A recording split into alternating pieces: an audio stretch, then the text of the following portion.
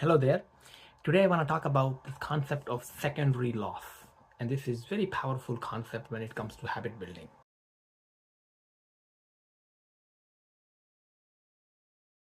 Usually secondary loss in psychological terms is it happens after primary loss. For example, if you happen to lose your spouse and then there's a grief going on, and then on top of that you lose the income also, so that's a secondary loss as a result of the primary loss. But today i I was talking to somebody and I realized the secondary loss can also happen when the primarily is the benefit.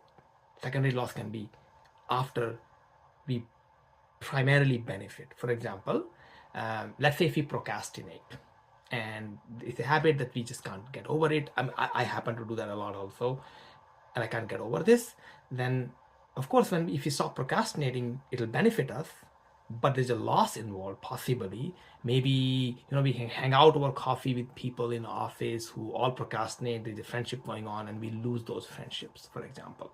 Or let's say we have a habit of complaining and we want to get over that habit. No, don't want to complain, take ownership.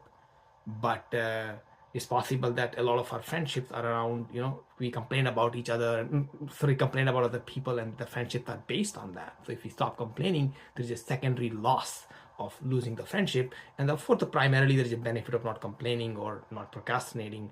But a lot of times, the secondary loss can overshadow the potential primary benefit, and we have a hard time breaking a bad habit.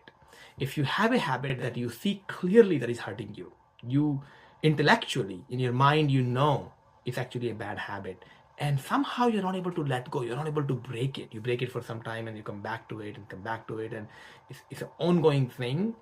Then consider this. Think about secondary loss of this habit, of breaking this habit, because usually we think of the primary benefit of breaking the habit, but there's a secondary loss also, and sometimes our mind can give a lot of weight to the secondary loss and we're not able to break the habit.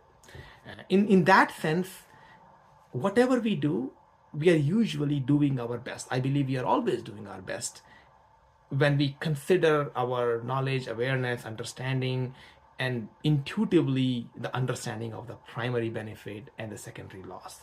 So if you're not letting go of the habit of procrastination, we somehow consider it to be beneficial overall. And sometimes what's most likely happening is the secondary benefit or secondary loss is too more painful than the primary benefit, at least emotionally.